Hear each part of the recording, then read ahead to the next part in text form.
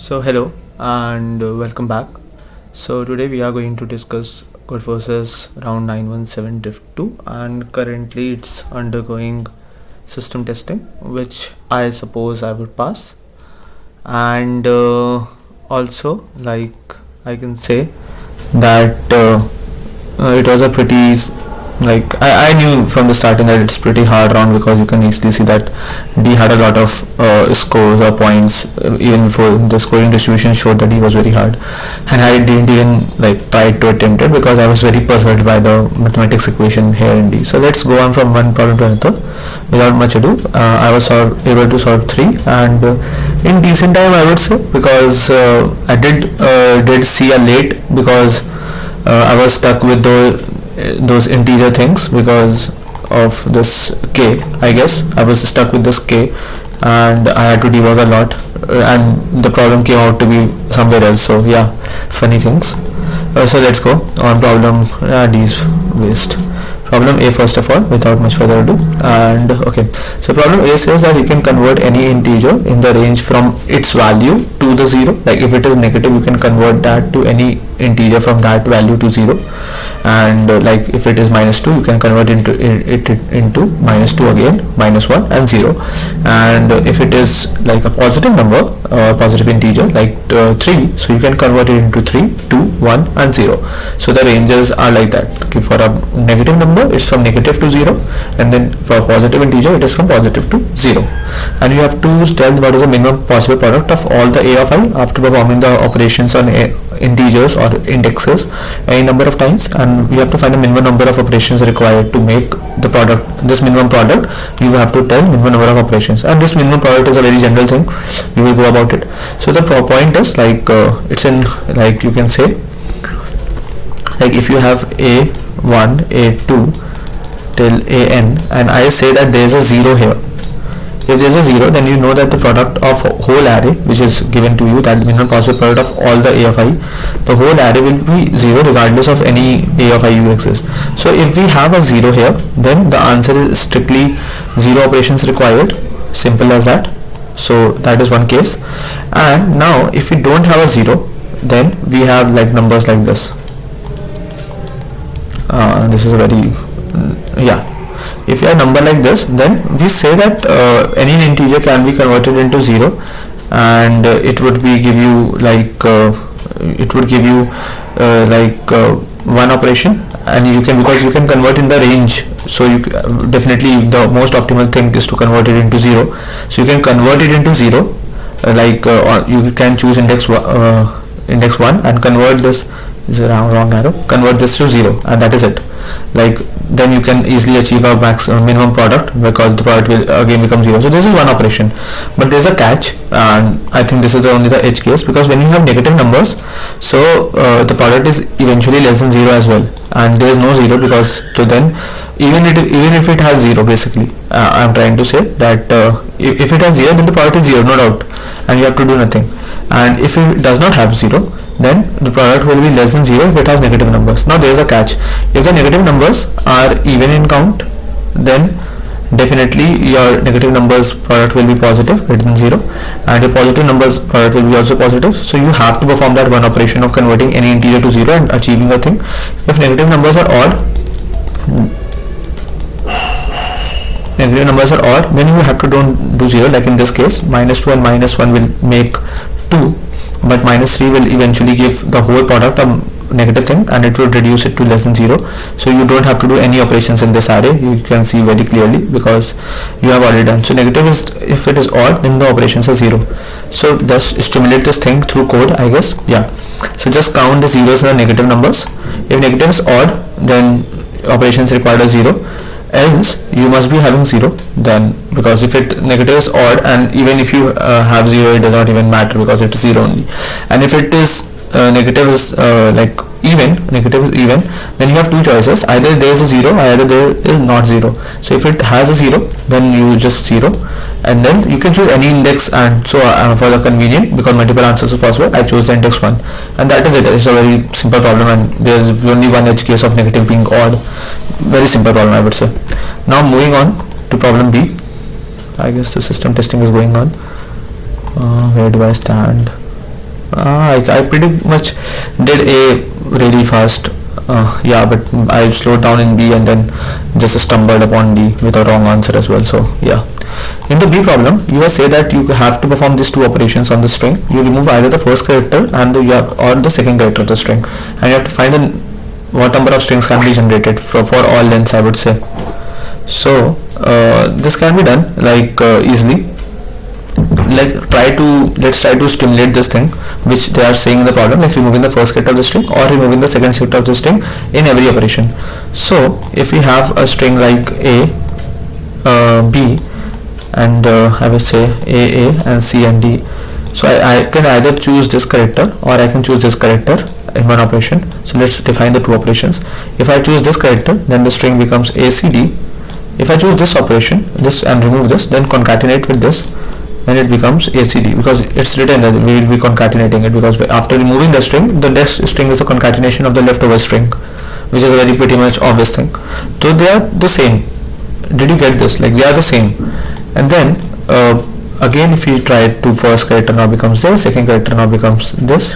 Let's try to remove this. We have A, D, and we have CD. Then again we have AD. Then we have CD again. So the total number of strings you can, and moreover we go and we have A, D, and then we have C, and then we have D, then we have A, then we have D. Very pretty much the same thing, I am repeating it. So you can say that how many distinct strings are there here. At this level you have one. At this level you have I would say two, and similarly at this level easily you can say that it has three. So even if you just see this, the sum of breaking down the strings at every level sums out to be 1 plus 2 plus 3, and it sums out to be 6. For the answer for this case is 6 actually, I would say. So A, C, D, yeah, it's 6. So a pretty much observation can be seen here as well, but let's move on to a more generic case. Like I would say, if you have A, and A, then what are the strings we can generate? We can generate A, then again A, then a single A, then a single A. Similarly, if it is fold length, it will be having one string here, because it's all same, and then it's all same, then one string here. So if all the characters are same, you can see that characters is just the number of characters in that string, the number of distinct strings, or the number of characters in the string. Why is this happening? Let's go on to a more general case and more general explanation.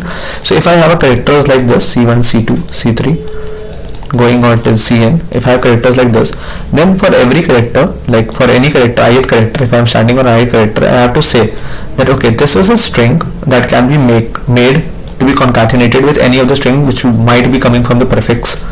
And what do you mean by that? Because for every character, ith character, you have a choice, or on any operation you have a choice to remove I, else you can remove the, I would say you can remove like if you have C1, C2 to Cn, you can either remove the first character or the second character. If you remove the first character and then first character becomes this, if you remove the first character for now C2, then this is a string left over, then you remove this, then string left over, then string left over, and then string left. So by the time you reach this string, like this becomes either the first character or this becomes either the second character basically.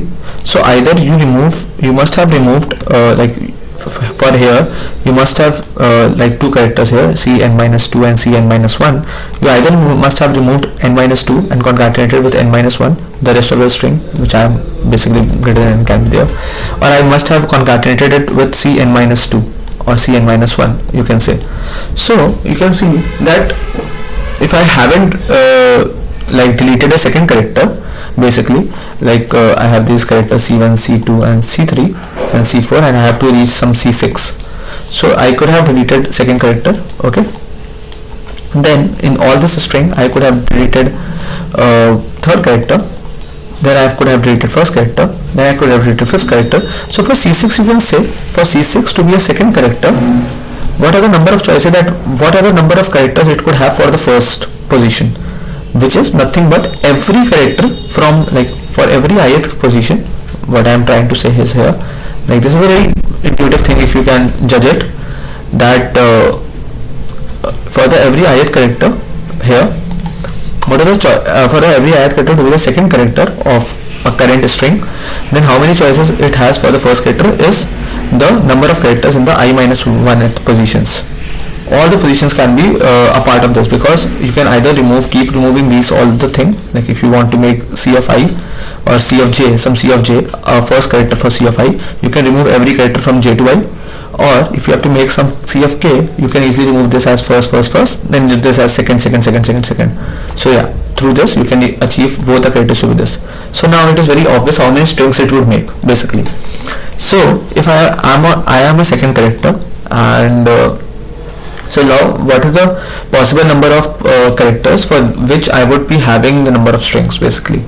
Yeah, that is the point. That is exactly what you wanted. Like that is what you guessed right. Like for what is the, like if I have C2, and now a basic thing, like if I am having a string like this, and I have the second character and this first character, and these are the characters. Okay, so how many possible strings can be I generate from here at this position is, like if this and this is same, if these both are same, then 1. If these both are different, then 2. Very obvious thing. So for this, and what is the number of, and if this is a second, and so 1 or 2 basically. If it is same, then 1. If it is not same, then 2. And what is the number of characters that can be there at C1 position is, like if I am I8 position, this 2 is some I position, then from 0 to I minus 1 all the characters can have been the position, and of all I have to check with whom I am equal. Okay, I have to check with whom I am equal. So how will I check that? So I would have to find the number of distinct characters from 0 to I minus 1. For them I would be, because if the number of distinct characters are like 3, and I push myself into this set or something count, and the distinct characters become 4, then from here I could have generated 2 strings, else I could have generated 2 strings and with every character basically. So number of 3 is there, and the number of characters are 3 which are distinct to me, and I am distinct as well. So I could have generated how many I am distinct as well basically, so 4. So I could have generated 4 strings, because एक उसके साथ आएगा, एक उसके साथ आएगा, एक उसके साथ आएगा, and I could have generated 4 strings. So this example can be very much seen here, like if I have all distinct characters A B C D, then you can say A, and then C D, and then B, and then C D. So you can say that these were different and I generated 2, then these two different in their respective positions.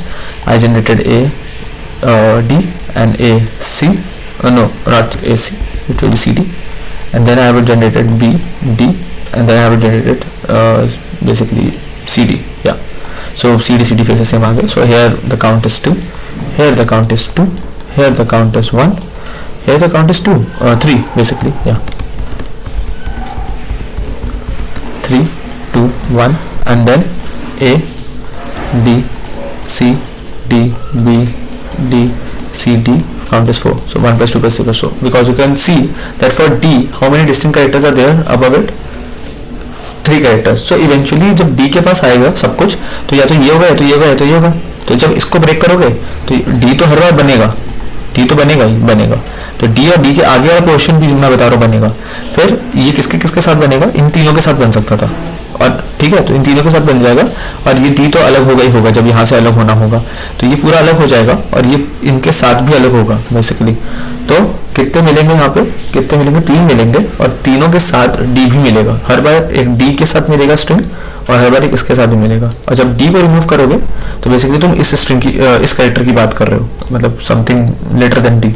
इसलिए for every position just count the number of distinct characters ahead of him, because previously मतलब उस prefix में कितने number of distinct characters थे, और उसके साथ अपना आंसर को ऐड कर दो. That is it.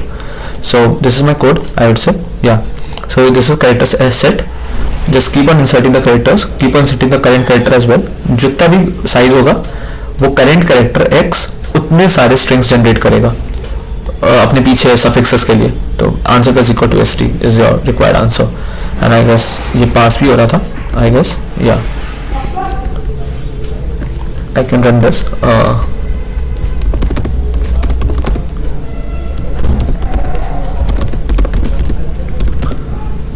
या सब पास है basically, up to date code. So yeah difference 0 आ रहा है, या पास है.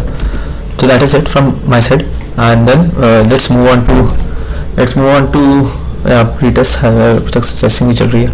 So let's move on to see very, I would say, what a constructive problem. So basically let me explain the problem. Problem statement is quite long, so let's go ahead and explain the problem. So basically we have an array और वो length n का है, n छोटा भी है यहाँ पे, but ठीक है, लेंथ n का array है, and you have some operations of two kinds basically, and you have another array b. Actually nothing, b is nothing, but if you see b, then every b of i is nothing but a prefix length. Every b of i is nothing but a prefix length of a that has to be updated by 1.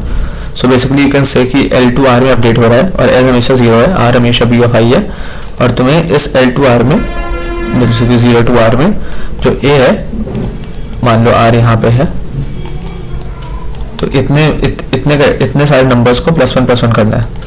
तो ये तुम्हारा second operation है. This is your second operation where you have to add the prefix, you have to add 1 to every number in the prefix of length b of i. This is your second operation. Sorry, this is your first operation.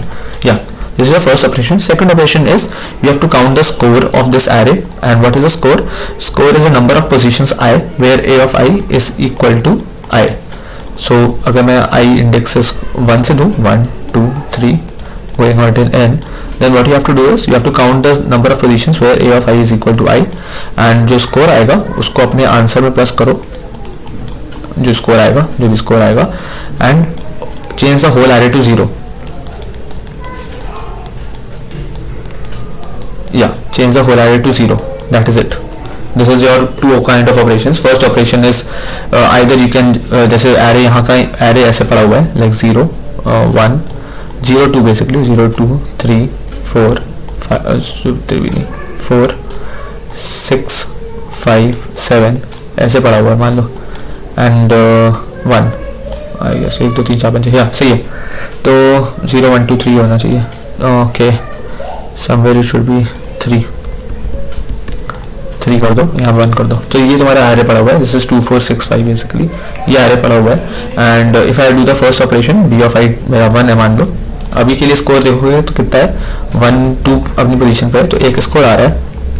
And अगर b of i मेरा 1 है, तो मैं अगर ये operation करता हूँ पहली बार में, सो पहला ऑपरेशन मेरा हो गया, ठीक है, पहला ऑपरेशन हो गया, तो मैंने इसको ऑपरेशन कर दिया, तो इसको बढ़ा दिया 1, तो ये 1 हो गया, एंड 1 1 इक्वल हो गया, एंड 2 2 इक्वल हो गया. तो इस ऑपरेशन पे मेरा कितना आंसर आ जाएगा, मेरा स्कोर आ जाएगा 2 बेसिकली, ठीक है, मेरा स्कोर 2 आ जाएगा. अगर तुम ध्यान से देखो, इस ऑपरेशन के बाद अगर मैं अगले ऑपरेशन पे स्कोर को काउंट करता हूँ, देन मेरी पूरी ये एरे को मुझे चेंज करना पड़ेगा जीरोस में. सो बेसिकली ये ऑपरेशंस चल रहे हैं, और हमें क्या करना है, हमें बताना है कि डी डेज तक हमें ये सब करना है, और डी काफ़ी बड़ा था, ठीक है, डी डेज तक हमें ये करना है. और नंबर ऑफ ऑपरेशंस के जो टाइप है वो के हैं. सो बेसिकली जब तुम बी ऑफ के पे रीच करोगे, तो you have to shift to B of 0th operation again. तो बेसिकली एक साइकिल्स चल रही हैं के ऑपरेशंस की, ये पहले के ऑपरेशंस कर दिए, फिर ये के करते करते डी तक जाना है, ठीक है. तो let's move on to how to proceed with the problem. So let's move on कि होता क्या जब ऑपरेशंस हो रहे हैं, ठीक, यहाँ से समझ आ जाएगा. तो जब हम ऑपरेशन कर रहे हैं ना, जब सेकेंड वाला ऑपरेशन कर रहे हैं, तो ये चीज बहुत ध्यान से देखो कि जो बी ऑफ आई है वो हमेशा कह रहा है कि 1 से लेकर वो हमेशा कह रहा है कि first B of I elements को अपडेट करो. तो यहाँ से प्रीफिक्स का सेंस आना चाहिए सबसे पहले कि हाँ प्रीफिक्स को अपडेट कर रहे हैं बार बार. So we are updating the prefix, this is the prefix, any prefix I would say, we are updating the prefix. इससे क्या समझ आता है कि if I perform 2 or more operations, मतलब अगर मान लो कोई एक on the verge of score था, मतलब एक ऐसा पोजीशन था जो कैन बी लाइक कंप्यूट हो सकता था, मतलब विच could have incorporated into the score, or which could have led to our score, or should have increased our score basically, कि it would have led to a contribution to the score. कोई भी ऐसा position था, मान लो यहाँ पे 2 था, and तुम्हें बोला गया कि इस प्रीफिक्स को अपडेट कर दो, यहाँ पे कुछ 5 और 6 पड़ा हुआ है, इस प्रीफिक्स को अपडेट कर दो. तो तुम्हें पता है कि तुम अगर इसको अपडेट करके 3 करोगे, तुम्हारा स्कोर 1 से बढ़ जाएगा. तो अगर कोई ऐसे वर्ज पे था ना, तो तुम्हें पता है कि तुम अगर ये एक बार कर दिया अपडेट, और ये वर्ज वाला पोर्शन पूरा हो गया, मतलब this position is updated, then in any other operation then prefix यहाँ से रहे, प्रीफिक्स वहां से रहे, कभी भी तुम्हारा स्कोर अपडेट, तुम्हारा स्कोर कभी भी चेंज नहीं होगा बेसिकली। ये बहुत मेजर ऑब्जर्वेशन थी यहाँ पे कि एक के बाद स्कोर तुम्हारा लाइक बहुत अजीब से चेंज होगा, मतलब बेसिकली क्यों, क्योंकि तुमने अगर एक बार इसको अपडेट कर दिया, मान लो एक बार अपडेट कर दिया एंड नाउ तुम इस स्कोर को अगर काउंट नहीं करते, इस स्कोर को काउंट नहीं करते and you have prefixes which update this like this portion, so basically if you have अगर तुम्हारे पास इस इंडेक्स पे तुमने स्कोर किया 3, तो डेफिनेटली यहाँ पे वो स्कोर अपडेट हो ही नहीं सकता था। समझे मेरी बात? क्यों? क्योंकि अगर यहाँ पे स्कोर अपडेट क्यों नहीं हो सकता था, क्योंकि तुमने जो इसको 3 बनाया, तुमने सबको +1 कर दिया होगा, ठीक, इन सबको +1 किया होगा। अगर ये 3 पहुंच रहा है तो या तो ये भी पहुंच गए होंगे अपनी अपनी पोजीशंस पे, और अगर ये नहीं पहुंचे मतलब ये बड़े हो चुके हैं, ठीक, या तो ये बड़े हो चुके हैं या तो जैसे छोटे हैं, मान लो छोटे ही हैं, ठीक है, छोटे ही हैं, तो that is a only case, बस छोटे हैं तो सही है। मतलब मान लो यहाँ पे 2 था और यहाँ पे तुम्हारा 0 था, यहाँ पे 0 था, ठीक है, और तुमने एक ऑपरेशन किया इस एरे पे तो तुम्हारा 1 1 और 3 बन गया, तो ये फुलफिल हो गया। फिर एक और ऑपरेशन किया तो ये 2 2 और 3 बन गया, तो एक और ऑपरेशन किया। तो जब अगर ये छोटे हैं ना, ये छोटे हैं तभी ये कुछ कर सकते हैं, अगर ये बड़े थे ऑलरेडी तो इन पे होने का कोई फायदा नहीं है। तो बेसिकली तुम्हें सिर्फ और सिर्फ ऑपरेशंस करके देखना है कि इस ऑपरेशन जब किया, ये ऑपरेशन जब हो गए तो क्या स्कोर बढ़ गया, और अगर बढ़ गया और मैंने उस स्कोर को कहा कि यार ठीक है, अब यहाँ तक जो मैंने ऑपरेशंस कर लिए, मान लो because I have this k which is the first type of operations which can be done through increasing the prefix of length b of I. So if I have done these operations now, if I have done these operations and k में मैं कुछ ith operation कर चुका हूँ, basically I am on dth day, I would say ith operation का मतलब मैं dth day पे हूँ, तो जो रिमेनिंग डेज है ना, अब वो कैसे इफेक्ट होंगे वो देखते हैं। या फिर मैंने यहाँ तक ऑपरेशन कर दिए, तुम्हारे बी ऑफ आई एरे वाले सारे ऑपरेशन यहाँ तक कर दिए बेसिकली, क्योंकि मैं या तो कर सकता हूँ तो नहीं कर सकता हूँ। तो अगर मैं सारे करता जा रहा हूँ I reach some point and I count the score, अब क्या चेंज हो जाएगा, अब सब जीरो हो गया, ठीक है। अब मैं कुछ भी ऑपरेशन करूंगा, हमेशा बी ऑफ आई जो है ना वो ग्रेटर देन 1 है। मैं कुछ भी ऑपरेशन करूंगा तो मेरा स्कोर कैसे आएगा कि जैसे 0 हो गए, सारे 0 हो गए तो मैं 1 इसमें बढ़ा दूंगा, ठीक। अगर मैं एक और ऑपरेशन करूंगा, कोई भी प्रीफिक्स बढ़ाऊंगा, मैं भी यही प्रीफिक्स बढ़ा दूं तो स्कोर निकल गया मेरे हाथ से, लाइक आई हैव, ये 2 हो जाएगा तो मुझे स्कोर नहीं मिलेगा, और प्रीफिक्स 2 का लेंथ था तो यहाँ पे एक स्कोर मिलेगा और यहाँ पे स्कोर नहीं मिलेगा बेसिकली, अगर तुम मेरी बात समझ पा रहे हो कि नहीं। तो what is your observation for maximum score is कि what is the maximum score observation, कितना तो मैक्सिमम स्कोर ले सकते हो। तो one bigger observation is like, अगर ये तुम्हारा डे हो चुके हैं, ये तुम्हारा सारे पोजीशंस है बेसिकली, तो what you do, you be of some J पे हो, तुम बी ऑफ जे को उस पे इंप्लीमेंट करो after counting the score, you have just counted the score, basically you have done this second operation and now the whole array is 0। इसको 0 करो, इसको 0 हो चुका है, इसको 1 कर दो, क्योंकि कोई भी प्रीफिक्स होगा वो 1 से ग्रेटर देन लेंथ होगी, तो हमेशा 0 तो 1 हो ही जाएगा, तो एक स्कोर तो मिल जाएगा। अभी जब एक स्कोर मिल गया तो अगली बार इस स्कोर को काउंट करो, फिर से 0 हो गया सब कुछ, तो बेसिकली 2 ऑपरेशंस में तुम्हें 1 का स्कोर मिल रहा है। बेसिकली अगले 2 दिन पे तुम्हें 1 का स्कोर मिला, फिर अगले दिन यहाँ पे जब ऑन द थर्ड डे इसको फिर से जब तुमने बी ऑफ आई किया ऑन थर्ड डे, तुमने फिर से इसको 1 कर दिया, फोर्थ डे पे इसको काउंट करके 0 कर दिया। तो बेसिकली एरे कैसे ट्रांसफॉर्म हो रही है, एरे ट्रांसफर हो 0, देन इसको 1 कर दिया, देन इसको इस दिन पे 1 कर दिया, मतलब पहले दिन जैसे ही 0 हो गई इस दिन पे तुमने काउंट किया, ठीक। फिर इस दिन पे तुमने 1 कर दिया, फिर इस दिन पे फिर से काउंट किया तो काउंट +1 हो गया, फिर इस दिन पे 0 हो गया, फिर इस पे 1 किया क्योंकि ठीक है, फिर इस दिन फिर 0 फिर से हो गया, और तुमने इसको इस दिन जब से 0 हुआ तुमने फिर से काउंट +1 कर दिया, तो काउंट +1 हो गया। तो बेसिकली देख रहे हो, तो कितने दिन हो गए यहाँ पे, मान लो तुम dth डे पे थे तो dth day, d+1th day, d+2th day, d+3th day, d+4th day, मतलब 4 दिन में तुम्हें 2 का स्कोर का बेनिफिट हुआ, समझे। और this is the maximum you can achieve and this is a greedy that you should prove yourself कि तुम सारे ऑपरेशंस करके देख लो, सबसे मैक्सिमम तुम्हारा यही आ रहा होगा, क्योंकि इवेंचुअली अगर तुम लीड कर भी रहे होगे ना कहीं पे, तो तुम हमेशा पुराने को बिगाड़ दोगे, क्योंकि जैसे ही तुम कभी भी अचीव ही नहीं कर सकते बेसिकली, क्योंकि तुम्हारी पूरी आगे जीरो हो गई। ठीक है, तुमने एक बार में अपडेट किया तो तुम इसी को अपडेट करते रह गए, सिर्फ एक को अपडेट किया, जैसे तुमने दूसरे को अपडेट किया या कोई भी लेंथ बढ़िया है तो यहाँ 1 आ गया, तो ठीक है एक और 1 मिल गया तुम्हें, 1 की जगह 1 मिल गया, सॉरी 1 की 1 कह रहा हूँ मैं। ठीक है, तुमने अगर मान लो इसके बाद फिर से कुछ किया तो ये निकल गया, ये निकल गया, ये निकल गया, कोई एक ही पोजीशन सही हो पाएगी हर बार। मतलब बेसिकली मैं तो एक पोजीशन अच्छा से अच्छा ये कर लो, एक पोजीशन को सही करने से अच्छा। तो that is what I have done, कि अगर मैं ith डे पे खड़ा हूँ तो मेरे रिमेनिंग डेज कितने हैं, उसका स्कोर कंट्रीब्यूशन कितना आएगा अगर मैंने ith तक सारे ऑपरेशंस किए। खत्म, I guess the problem is over. Let's go on to the code. मैंने काफ़ी कोड वो कर दिया, शॉर्ट कर दिया according to the code which I submitted. तो ठीक है, सो ये mx क्यों लिया मैंने, वी विल डिस्कस दिस कि ये 2 into n + 1 और d क्यों होगा। ये भी एक ऑब्जर्वेशन से आया कि तुम्हें k तक जाने की जरूरत नहीं है, बट तुम k पे तक जा सकते हो। I think let's try to submit it k, but ठीक है। एंड k क्यों बोल रहा हूँ, d क्यों नहीं बोल रहा हूँ, बिकॉज ये भी एक ऑब्जर्वेशन है। Let's first of all stimulate करते हैं कि जो हमने सीखा है वो क्या है। तो बेसिकली हमने ऑन द ith डे हमने स्कोर चेक करा कि what is the score at this right now. ठीक है, अगर स्कोर मेरा ये है इस समय, तो बस एक भी ऑपरेशन नहीं किया, मतलब पहले दिन ही मैंने काउंट कर लिया, पहले दिन काउंट कर लिया तो बेसिकली मैं इस लाइन को ऊपर कर देता हूँ। पहले दिन काउंट कर लिया तो मेरा स्कोर क्या बना, नंबर ऑफ डेज जो कि लेफ्ट होंगे डिवाइड बाय 2।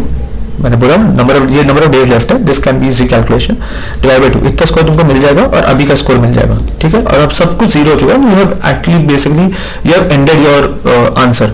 तो ये एक आंसर हो गया, तो ये दिस इज योर आंसर। अब क्या किया तुमने, इंस्टेड ऑफ इस दिन तुमने अपडेट कर दिया।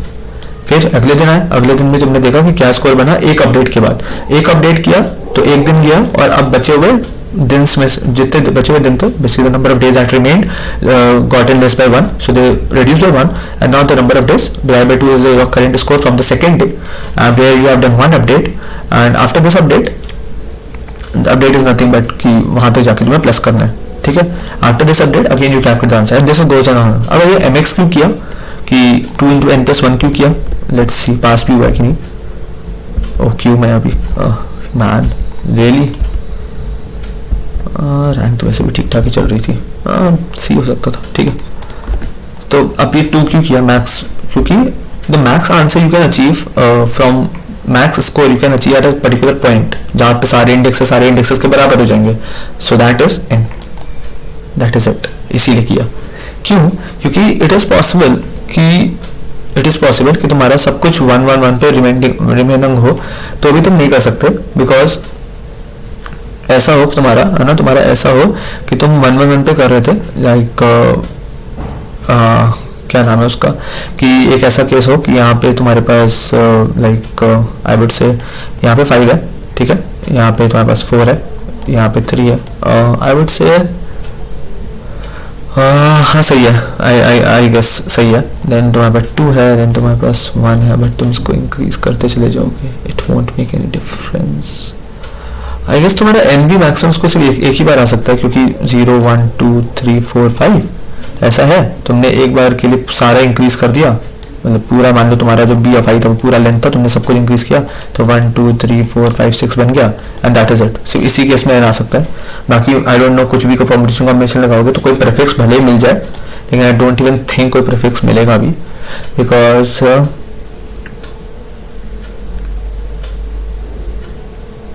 नहीं, इसके अलावा कोई प्रीफिक्स नहीं मिलेगा। बेसिकली ये कंडीशन होनी पड़ेगी, यू कैन नॉट से कि मैं इसको कुछ 2 बार या 4 बार अपडेट कर दूं तो हो जाएगा। बेसिकली हो सकता है, बट उसके लिए प्रीफिक्सेस में नहीं है। लाइक अगर मैं कहूँ कि इस प्रीफिक्स को अपडेट करते रहो, बस बेसिकली अगर यहाँ पे 5 से कम होगा, मान लो 4 होगा, एंड तुम इसको 2 बार अपडेट करते हो तो यहाँ पे कोई भी नंबर होगा, मतलब यहाँ पे 4 फिर से होगा या 3 होगा, इसको 2 से अपडेट कर दोगे तुम तो ये 6 हो जाएगा, एंड इसको 2 से अपडेट कर दोगे तो ये 5 हो जाएगा, एंड सिंपली तुम्हें कोई सफिक्स मिल जाएगा। बेसिकली प्रीफिक्स तो नहीं मिलेगा, कोई सफिक्स सही होता हुआ मिल जाएगा तुम्हें, कि मतलब तुम्हारे पास 2 3 4 आ गया या 4 5 6 आ गया।